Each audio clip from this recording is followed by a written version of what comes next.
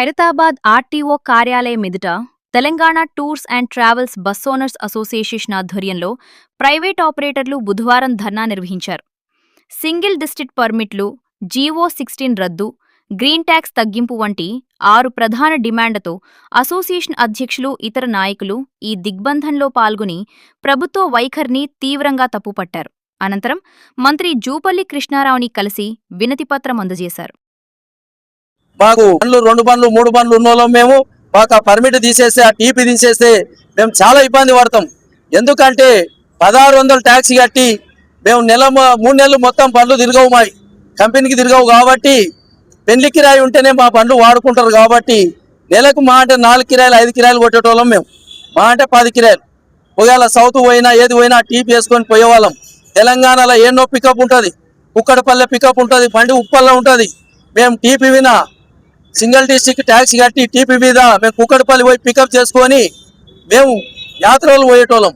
కాబట్టి మీరు ఆ టీపీని అనేది అట్లాగే కొనసాగించాలని చెప్పి మేము ప్రభుత్వాన్ని స్పందిస్తున్నాం. మాకు కంపల్సరీ అది కొనసాగించాలని మాకు మినిస్టర్ గారు కానీ కమిషనర్ గారు కానీ మాకు అది అట్లాగే ఉంచాలని చెప్పి మేము లెటర్లు కూడా ఇచ్చినాం గతంలో.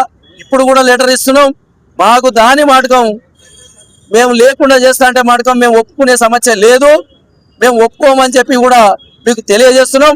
తర్వాత మీరు తెలంగాణలో డిస్టిక్లు ఎక్కువ చేశారు. ఉమ్మడి జిల్లా ఉన్నప్పుడు 890 రూపాయలు ట్యాక్సీ కట్టి మేము టీపీ వేసుకొని తిరిగే వాళ్ళం. 2 డిస్టిక్ ట్యాక్సీ 1200 కట్టి ఉమ్మడి డిస్టిక్లు రంగారెడ్డి, హైదరాబాద్ ఒక్కటే ఉండేది, తిరిగే వాళ్ళం. అప్పుడు మీరు మేడ్చల్ డిస్టిక్ చేశారు. చేసి ఎటు 1/2 కిలోమీటర్ లేదు కంపెనీ. మేము కూడా 2 బండ్లు 1 బండ్లు ఏదో ఒక బండి ఎవరో ఎండర్ వాళ్ళకి అటాచ్ పెట్టి నడుపుతున్నాం. కాబట్టి వాళ్లకు మాకు 2 డిస్ట్రిక్ట్ ట్యాక్సీ అనేది విస్తీర్ణం పెంచమని అడిగినాం. విస్తీర్ణం పెంచమని మేము అడుగుతున్నాం. కాబట్టి దాని 1600 చేస్తున్నారు. అది చేయండి, అది కంపల్సరీ చేయాలి. ఆ పర్మిట్ కూడా చేసి సింగిల్ పర్మిట్ అనేది సింగిల్ డిస్ట్రిక్ట్ అనేది టీప్ అనేది ఉండాలి. అవి 2 అట్లాగే కొనసాగాలి. గ్రీన్ ట్యాక్స్ అనేది కూడా తగ్గించాలి. రెసెల్పోక్ అగ్రిమెంట్ తెలంగాణ నుండి ఆంధ్రకు పోవాలంటే ఒక బండి 15,500 రూపాయలు ట్యాక్సీ కట్టాల్సి వస్తుంది. పర్ సీట్ 355 రూపాయలు కట్టాల్సి వస్తుంది. మేము ఒక్కరోజు విజయవాడ పోయి రావాలన్నా 15,000 కట్టాలి. ఒక్కరోజు శ్రీశైలం దర్శనానికి పోయి రావాలంటే 15,000 కట్టాలి. మేము ఎటు కట్టలేకపోతున్నాం. కాబట్టి దాన్ని రెసెల్పోక్ అగ్రిమెంట్ చేసుకోమని మేము ఎప్పటి నుండో అడుగుతున్నాం. ఇదే ఆంధ్ర వాళ్ళకు తమిళనాడు ఓనికే రెసెల్పోక్ అగ్రిమెంట్ అనేది చేసుకున్నారు. మనం కూడా ఆంధ్ర నుండి చేసుకుంటే తమిళనాడు వాళ్ళు రెడీగా ఉన్నారు, కర్ణాటక వాళ్ళు రెడీగా ఉన్నారు, కేరళ వాళ్ళు రెడీగా ఉన్నారు. మనకు ఆల్రెడీ లెటర్లు కూడా పెట్టిన వాళ్ళు. మీరు లెటర్ పెట్టినాం చేస్తున్నాం అంటున్నారు, చేస్తలేరు. కమిటీ ఏర్పాటు కూడా ఇవాళకి 6 నెలలు అయిపోయింది. రెసెల్పోక్ అగ్రిమెంట్ చేస్తా అని చెప్పి మీరు 6 నెలల సంది కమిటీ వేశారు. 2 డిస్ట్రిక్ట్ని 3 డిస్ట్రిక్ట్ చేస్తామని చెప్పి 6 నెలలు అయిపోయింది. మీరు చెయ్యకపోక ఎంఈఏలను రోడ్డు మీద వదిలేసి, కొత్త ఎంప్లాయీలను మొత్తాన్ని రోడ్డు మీద వదిలేసి ఏడికి పడితే ఆడికి చెక్ రిపోర్ట్ కేసులు రాస్తే టీపీలు ఉంటే ఇవి వాల్యూడ్ చేయవు అని చెప్పి అన్నారు మీరు అని కేసులు రాసి బండ్లు సీజ్ చేస్తున్నారు. 600 రూపాయలు ఫీజు ఎందుకు తీసుకుంటున్నారు మీరు? ఆ ఫీజు అనేది తీసుకోకరి మళ్ళా దానికి వాల్యూడ్ ఉన్నట్టే కదా. మీరు పెట్టింది కాదు, గతంలో ఎప్పటి నుండో ఉన్న జీవోనే కదా. మీరు సింగిల్ డిస్ట్రిక్ట్ కట్టుకొని టీపీ వేసుకొని తిరగమని ఇచ్చింది మీరే కదా. మనకు గతంలో ఉన్న ప్రభుత్వాలు ఇచ్చినాకనే కదా ఇన్ని రోజులు దాని మీద తిరిగినాం కదా. ఇప్పుడు ఎందుకు తిరగొద్దు అని చెప్పి మేము అడుగుతున్నాం. 2 డిస్ట్రిక్ట్ ఉండి కంపెనీకి తిరిగితే 3 డిస్ట్రిక్ట్ లేదు కాబట్టి టీపీ వేసుకొని తిరుగుతారు. దాన్ని కూడా మీరు కాదు అని చెప్పి పనులు 3 డిస్ట్రిక్ట్ ట్యాక్సీ కట్టమని మీ రెవెన్యూ కొరకు మమ్మలను ఇబ్బంది పెట్టి మమ్మలను ఎంత అంటే అంత నరకం చూపించి చాలా గోస ఓపిస్తున్నారు. ఆఖరకు బస్సులో మందు దాకి సావాల్సి వస్తుంది. కట్టలేక 1,30,000 1,40,000 కట్టలేక 1 నెలలో 2 మాటలు 3 మాటలు రాస్తే 3 లక్షలు 4 లక్షలు మీకే కట్టినాక బండి ఈఎంఐ ఎలా కట్టాలి? వాళ్ళ కుటుంబం ఎట్లా బతకాలి? వాళ్ళ పిల్లం పిల్లలను ఎట్లా సాక్కోవాలి? మీరు ఒకసారి గవర్నమెంట్ ఆలోచించదా? గవర్నమెంట్ ఎంప్లాయీలకు తెలియదా ఈ విషయం? మొదటిసారి మీకు తెలియదా? ట్రాన్స్పోర్ట్ డిపార్ట్మెంట్ వాళ్ళకు మీరు ఎందుకు ఇట్లా చేస్తున్నారు? గతంలో ఎంప్లాయీలు లేరా? గతంలో సీనియర్ ఎంఏలు లేరా? ఎప్పుడన్నా ఇట్లే చేసిరా? ఇప్పుడు ఎందుకు చేస్తున్నారు? మళ్ళీ అడిగితే పైకి వెళ్ళి మా మీద కేసులు పెడుతున్నారు.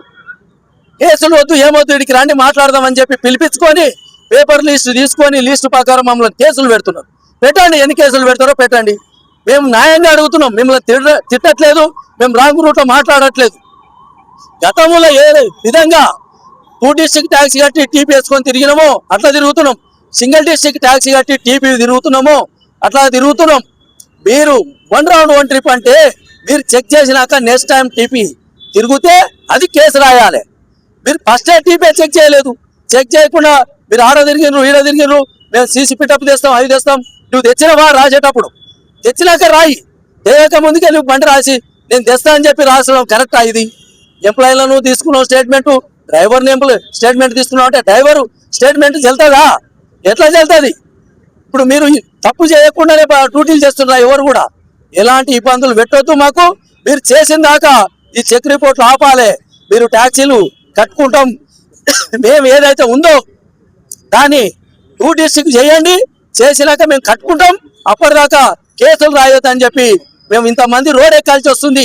మేము రోడ్ ఎక్కకుండా మీకు ఎన్నో లెటర్లు ఇచ్చినాం, ఎంతో మందిని బతులాడినాం చేయమని. మీరు చేస్తలేరు, చేయకపోక మమ్మల్ని పనులను ఇబ్బంది పెడుతున్నారు. కాబట్టి ఇలా రోడ్ ఎక్కే పరిస్థితి వచ్చింది. మేము ఇది కొనసాగుతూనే ఉంటుంది. మీరు చేసే వరకు మీరు ఇవాళ మేము వినతి పత్రం ఇచ్చిపోతాము, ఇచ్చినాక కూడా మీరు డిసిజన్ తీసుకొని చేయకపోతే మేము దీన్ని ఆపే సమస్య అయితే లేదు, పెద్ద ఎత్తున ఇంకా మేము చేయబోతున్నామని చెప్పి కూడా మీకు తెలియజేస్తున్నాం.